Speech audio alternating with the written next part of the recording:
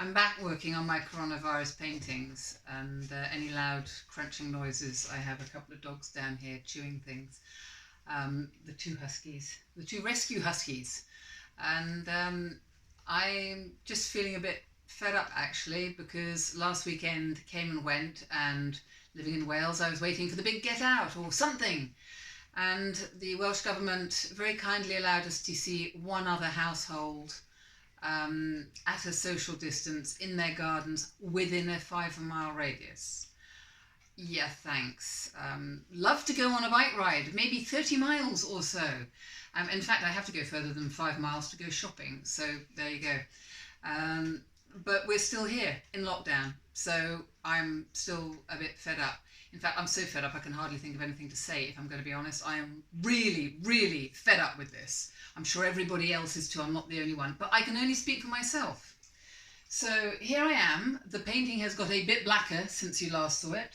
My friends have got a bit more orange, or my memory of having had friends. I'm sure I might still have a couple hanging on somewhere. Hi there. I don't know if they'll ever see this. Normally my friends wouldn't watch anything I put on YouTube, because they can come and see me and listen to me anyway at any time. I've got these lovely now red and black spikes, which are the rules of lockdown and all the impositions imposed on us in order to save our lives, and they haven't actually quite pierced the bubble of friendship as much as I'd like. We're just going to make it a little bit more obvious, because if you're going to actually stick something in the side of an existence or a human being, you expect some sort of reaction. But I don't know how everybody else out there is doing. There are stories of people at beaches. Actually, I had a really disgusting story from a friend last night. For anybody living in Dorset, near the coast, you have my sympathy. People are leaving human feces and tampons on the beaches. What are you thinking? Honestly, if you've got to do it, put it in a bag and take it home, together with your McDonald's and everything else. That really makes me angry. You can tell I'm fed up, can't you? I can hear I'm fed up. I know I'm fed up. Even the dogs know I'm fed up. However, litter in places where people have been let out of lockdown is back. What a shame. Nobody learned anything there. And litter is one of the things I think I detest most. I don't understand somebody sitting there with a McDonald's coffee cup, or their Kentucky Fried Chicken, and they suddenly think, oh, I finished. It now becomes a dirty thing. I don't want it in my car anymore. I'll just get rid of it. Somebody else can look after it. No, they can't. Go pick up your litter. And dog poo and everything else. I go around with doggy bags everywhere. In fact, I found somebody's dog crapping on my verge, and they didn't have a doggy bag, but funnily enough, I did. So there you go. And I don't know who people think cuts my verge, but it's not the magic fairies. It's actual human beings who have to get dog shit all over their hands. And dog shit is troublesome, because dog shit can carry toxocara, and toxocara can cause blindness, so you have to be very careful. And which is why, wash your hands. It should be a mantra anyway. Gosh, you get to watch me paint, and then you get to listen to me rabbit on about litter as well. What a joy. Anyway, the conversation has reached a new low in this. When my friend phoned last night and told me about the beaches in Dorset, I couldn't believe it. I mean, ordinary rubbish is bad enough, but the effluent from your back end, really, truly disgusting, very dirty. And if you want to spread a disease, that's a really good way to do it. So, not helpful. And it's funny, because you might be sitting next to somebody, you might know somebody very well, love them dearly, and they could be a person who does that, and you'd never know.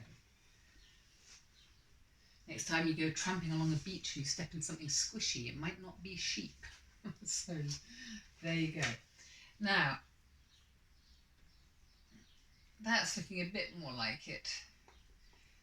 I don't know what anguish looks like. I do know that a lot of people I talk to are genuinely, deeply depressed, because people don't know what's happening. And I know the government doesn't know what's happening, or at least I think I know the government doesn't know what's happening. They don't seem to know.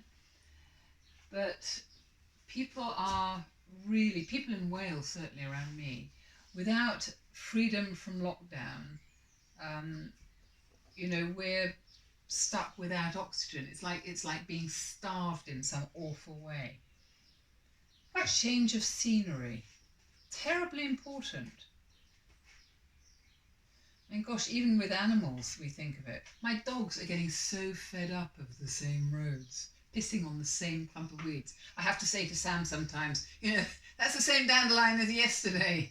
The dandelion's not going to stand, not going to be there much longer. Anyway, so here we are. It's taken shape. I'm not going to paint the whole thing in front of you, but it's kind of got to the point where there's not a lot more I can do. I've added sort of layers of more blue there. That was so happy. I realised, well, I did realise how free I was. I certainly felt free. But you see, things were creeping in. And there were, oh yes, the panic buying. Let's not forget that. The panic buying. I had to go to the shops a lot just to get 1 or 2 items at a time because there was nothing to buy. I would go in, all empty shelves. I'm trying to do, a month's shop. I don't want to go to the shops again.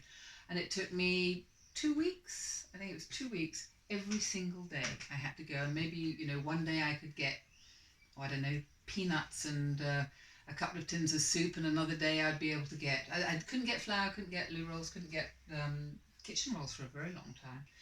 But it was madness. So there was a lot of madness going on here and a lot of difficult things. I need a brush with something dark on it.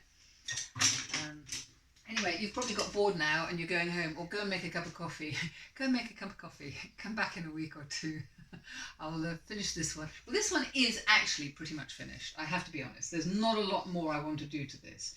This is the big mess that I feel life became inside my little bubble. Well, a big mess. I got to look at everything that I needed to do and couldn't get away from.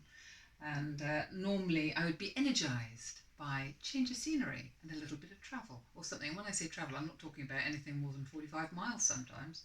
And now here we are, stuck at a 5-mile radius, within which there aren't even enough shops to go and, fill your basket. So some of us have to go further for our weekly shop, or any shop. So I think it's time to stop waffling. I'm looking at the dogs, and Meg is exhausted from chewing her bone. Thank you for listening. If you've got this far, you did well. And you probably have guessed that I'm now fed up. All right. You probably are too. Thanks for listening. Bye.